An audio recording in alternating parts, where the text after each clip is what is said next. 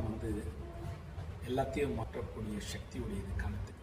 எப்பயுமே காலத்தா கூட சேர்ந்து பயணம் பண்ணுறவங்களுடைய வாழ்க்கை ரொம்ப சூப்பராக இருக்குங்க. காலையிலேருந்து ராத்திரி வரைக்கும் படுக்கும்போது சில டிப்ஸும் நம்ம ஞாபகம் வச்சுக்கலாமே.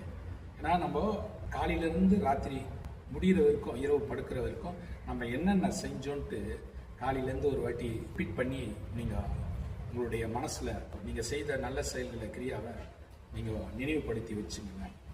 எப்போல்லாம் நீங்கள் அது மாதிரி நினைவுபடுத்தி வைக்கிறீங்களோ, உங்களுடைய வாழ்க்கை எப்போனா தடுமாற்றம் ஆகும்போதோ இல்லை கவலைகள் வரும்போதோ நீங்கள் அதை வந்து நினச்சி சந்தோஷம் அடைவாங்க. ஏன்னா நிறைய நல்லது பண்ணியிருப்பீங்க, நிறைய விஷயம் மற்றவங்களுக்கு ஹெல்ப் பண்ணியிருப்பீங்க. திரும்ப உடல் உழைப்பு, பண உதவி, எவ்வளோ ஒரு உதவி நீங்கள் வந்து வழிகாட்டியிருப்பீங்க. இருக்குன்னா நல்ல விஷயங்கள் இருக்குது, நீங்கள் பயன்படுத்திங்க.